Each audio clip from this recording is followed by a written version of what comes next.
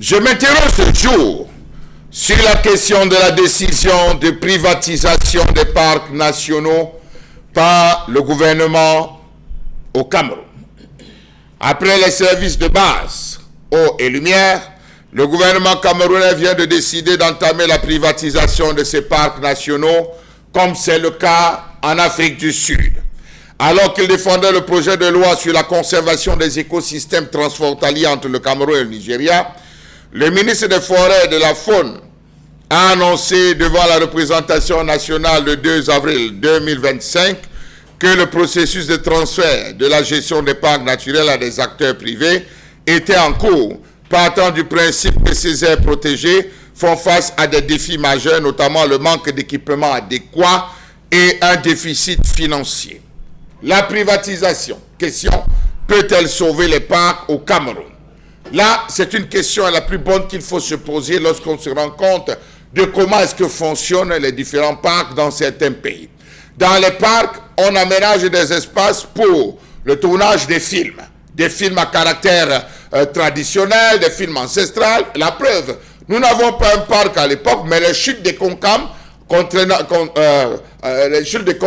permis de réaliser le film Tarzan au Cameroun. Cela a rapporté beaucoup d'argent. Si on transformait ces différents lieux en lieux touristiques, lieux de repos pour permettre à tous de pouvoir véritablement se déployer, permettre même aux différentes chaînes de pouvoir faire des documentaires, comme tel est le cas, est-ce que ça ne sera pas bien? C'est une question de l'avis des experts dans le domaine environnemental qui estiment que privatiser les parcs, c'est véritablement détruire le tissu, le véritable tissu, le patrimoine environnemental du sol. Pourquoi? Parce que ceux qui viendront procéder à cette exploitation, ceux qui viendront travailler, viendront pour se faire de l'argent et non défendre les véritables intérêts, et non défendre, parce que derrière chaque action de préservation, il y a un peu de braconnage qui s'y cache. Les parcs nationaux sont des leviers importants pour générer des ressources essentielles à l'État, notamment à travers l'économie ou l'écotourisme. Cela oblige à penser et à repenser notre approche et à passer d'une gestion directe par le ministère, qui en réalité n'en a pas toujours les compétences, à un modèle de gestion partenariale avec le secteur privé. Deuxième question des experts, pour ne prendre qu'un secteur assez clé et névralgique, comme le centre climatique de Tian. Qu'est devenu le centre climatique de Tian? Il est passé, lui aussi, en concession privée. Il a été confié à un concessionnaire qui devait assurer la gestion. Faites un tour à Tian, allez voir ce qu'est devenu le centre climatique. Je ne prends que des micro ou macro structures liées toujours dans le secteur environnemental pour qu'on essaye de se comprendre. Le membre du gouvernement, le ministre de la Forêt, a précisé que cette initiative était déjà expérimentée dans le parc national de Campoman dans la région du Sud, réputé pour abriter une importante population de gorilles. Il a dit, je cite, « Je peux vous assurer que ce partenariat est en phase d'expérimentation dans le parc de Campo et cela a rassuré le gouvernement qui pense l'étendre. » Avec l'idée d'une gestion privée, le gouvernement du Cameroun envisage de résoudre, entre autres, le manque de moyens financiers, la situation sécuritaire préoccupante véhiculée par une transhumance caractérisée par la prise d'otages avec pour refuge les aires protégées, le manque de personnel qualifié, le phénomène de braconnage dans les aires protégées qui est un fléau pour ces parcs. Quelques questions encore de la part des experts. Manque de moyens financiers. Ces 10 dernières années, des centaines de milliards de francs CFA ont été décaissés pour la gestion de ces différents centres, l'aménagement de ces différents centres, la prise en charge des personnels dans ces différents centres. Est-ce qu'on nous dit, dans toute chose, avant de passer à la phase de privatisation, on fait un audit? Quel est l'audit qui a été réalisé véritablement sur la gestion tenue par l'État de nos différents parcs? Quand on parle d'inventaire, c'est en termes d'animaux présents. Est-ce que les animaux présents qui ont été dénombrés à l'ouverture, on peut dénombrer? Y a-t-il une multiplication des élans, des cerfs, des éléphants, des gorilles, des chimpanzés? Il faut le savoir.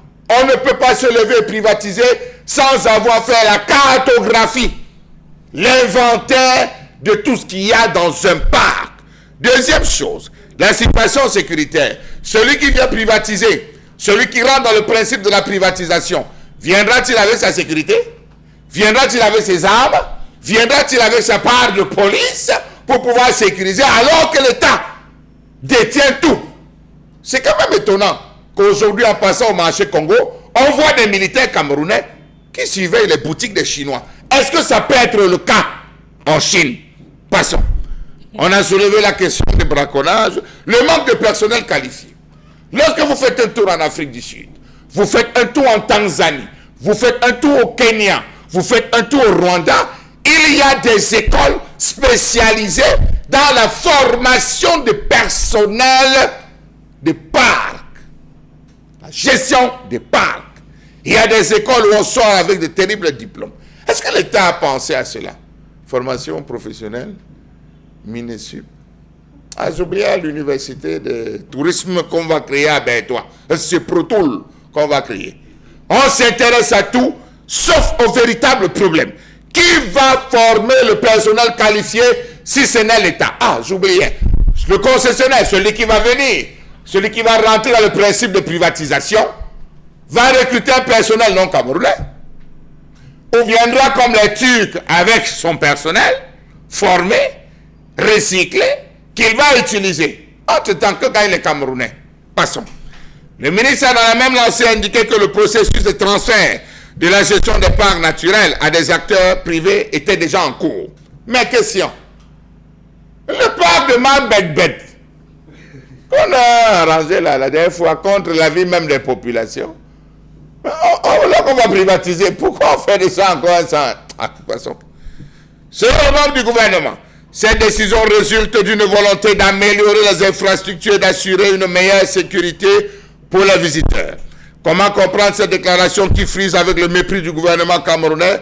Le MIFOF a déclaré que la gestion des parcs nationaux et des zones de conservation est coûteuse. Le salaire des personnels, l'entretien des bâtiments, la gestion des terres et la conservation de la faune, tout cela revient cher. Ah, l'État veut nous dire que les parcs là, on loin. On loin à qui? L'entretien des bâtiments. Dans la ligne budgétaire des différents ministères, il y a cette rubrique entretien, réhabilitation, maintenance. Les salaires du personnel, laissons l'autre, ils vont s'exprimer.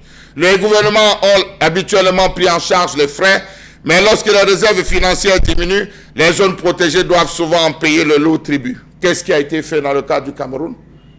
Quelle publicité le ministère de la Faune a-t-il fait pour Boubadjida? Quelle publicité, quel mécanisme a-t-il mis en place pour Waza?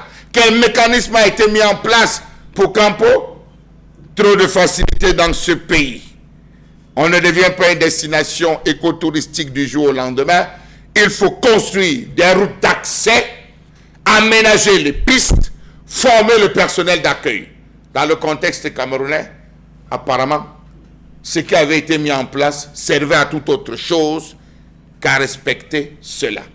Lorsqu'on parle d'un parc national, ça englobe ce qu'on appelle la cohésion de l'action gouvernementale. Dans un parc, on a besoin de l'habitat. Dans un parc, on a besoin des infrastructures. On a besoin des routes, le génie civil, tout intervient dans un parc. On a besoin des forces de maintien de l'ordre, première, deuxième, troisième catégorie. On a besoin de tout. Si aujourd'hui les plus beaux films sont tournés au Mozambique, en Tanzanie, au Kenya, dans les parcs, on procède par les études, et je peux vous rassurer que dans certains de ces différents laboratoires enquêtes menées, les Occidentaux en partenariat avec ces États ont conçu des laboratoires pour pouvoir étudier certaines espèces. Ça fait vivre les photographes animaliers, ceux qui ne travaillent que sur la photographie. Ça fait vivre les documentaristes, ceux qui ne font que des documentaires sur les espèces animales. Le Cameroun aime bien voir les documentaires sur les bouquets. Vous vous rendez compte que l'État du Cameroun en 50 ans nous donne une seule envie, avoir sa carte d'électeur, aller voter, surveiller son vote.